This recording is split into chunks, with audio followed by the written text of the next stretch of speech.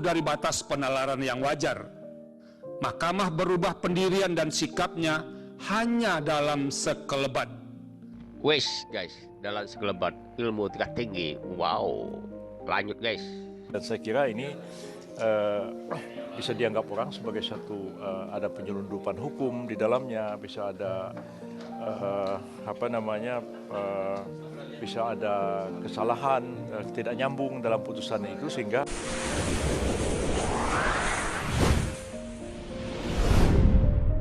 Halo guys, ketemu lagi dengan saya Ujai Hulu Mahakam.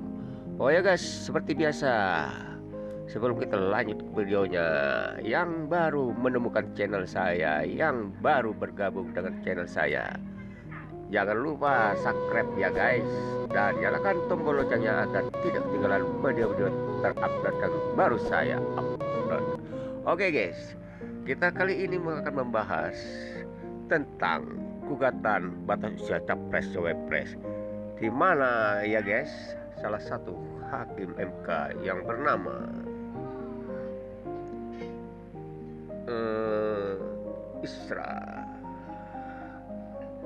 Saldi Isra guys, mengungkapkan, hakim konstitusi Saldi Isra meluapkan guys rasa kecewanya, jengkelnya dalam perbedaan pendapat atau dissenting opinion. Nah, hakim MK Saldi Isra mengakui ada peristiwa aneh dalam putusan perkara 90 garis miring PUU garis miring garis 21 garis miring 2023 tentang gugatan batas usia capres cawapres. Oke guys, kita simak saja videonya tentang pendapat berbeda Penggunaan baru terhadap norma pasal 169 huruf Q Undang-Undang 7 2017 tersebut, saya bingung dan benar-benar bingung untuk menentukan harus dari mana memulai pendapat berbeda ini. Sebab sejak menapakkan kaki sebagai hakim konstitusi di gedung mahkamah ini pada tanggal 11 April 2017 atau sekitar 6,5 tahun yang lalu, baru kali ini saya mengalami peristiwa aneh yang luar biasa dan dapat dikatakan jauh dari batas penalaran yang wajar. Mahkamah berubah pendirian dan sikapnya hanya dalam sekelebat.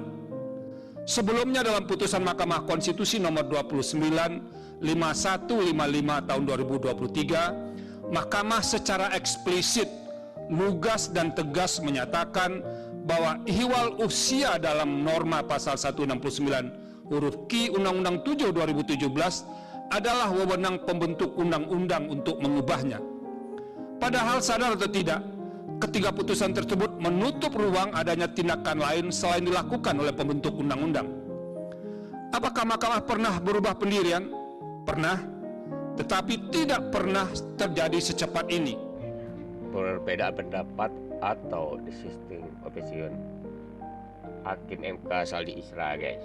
Nah, selain hakim Saldi Isra, ada hakim MK yang lain guys yang bernama Arif Hidayat. Dia mengungkapkan berbagai kejanggalan atas putusan ketua MK Anwar Usman. Oke guys, kita simak lagi videonya guys. Nomor 29, perkara 251 dan perkara 55 diputus dengan komposisi mayoritas hakim menyatakan menolak permohonan aku meskipun ada pula hakim yang berpendapat lain. Namun demikian, pada perkara nomor 90 dan perkara nomor 91 dengan isu konstitusional yang relatif sama, yaitu berkaitan dengan syarat minimal usia calon presiden dan calon wakil presiden, ketua malahan ikut membahas dan memutus kedua perkara aku, dan khusus untuk perkara 90 diputus dengan amar dikabulkan sebagian.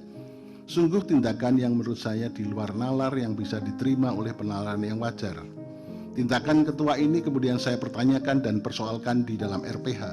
Setelah dilakukan konfirmasi pada sidang RPH hari Kamis tanggal 21 September 2023, ketua menyampaikan bahwa ketidakhadiran pada pembahasan dan forum pengambilan keputusan pada perkara nomor 29, 51, dan 55 lebih dikarenakan alasan kesehatan dan bukan untuk menghindari konflik kepentingan. Nah guys, itu tadi dua hakim MK perbedaan pendapat atau dissenting opinion, yaitu bernama Saldi Isra dan Arif Hidayat.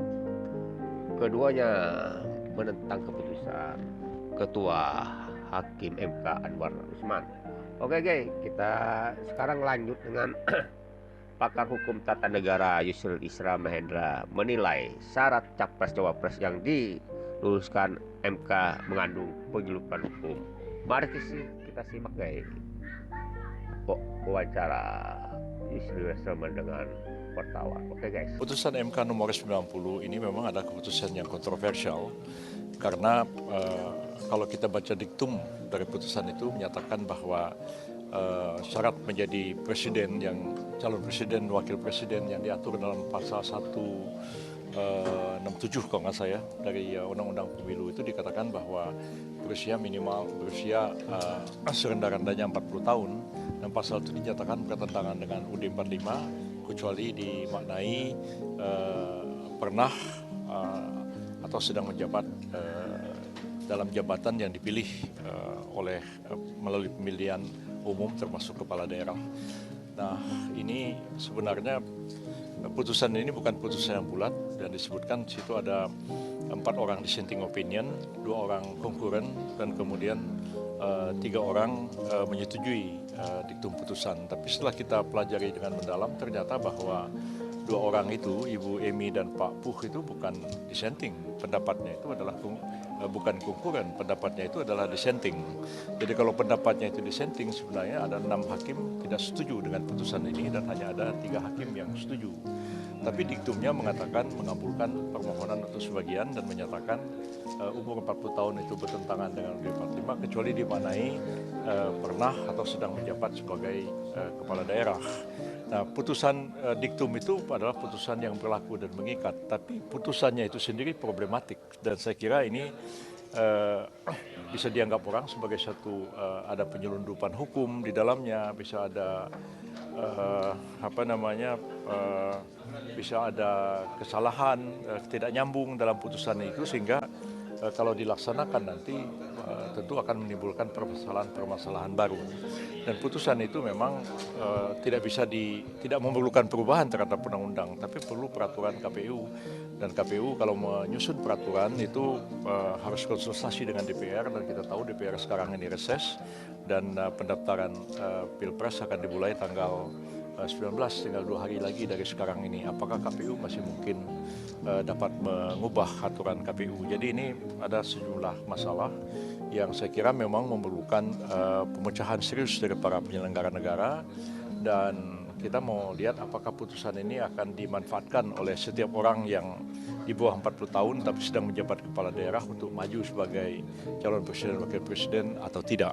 Nah, kalau saya sih berpendapat itu kalau terjadi pada saya aja terima kasih MK Anda sudah beri keputusan dan membuka pintu bagi saya di bawah 40 tahun dan kebetulan jadi kepala daerah atau pernah menjadi kepala daerah untuk mencalonkan diri sebagai presiden dan wakil presiden, tapi saya tahu ini putusan kontroversial daripada menimbulkan reaksi di tengah-tengah masyarakat dan menimbulkan permasalahan legitimasi di belakang hari. Ya saya terima kasih, tapi saya nggak usah maju aja deh daripada timbul masalah di kemudian hari. Saya kira mungkin itu merupakan satu cara yang bijak ya, tapi pada akhirnya saya serahkan kepada siapa saja yang memenuhi kriteria untuk maju sebagai calon presiden wakil presiden sesuai putusan MK nomor 90 kemarin. Oke.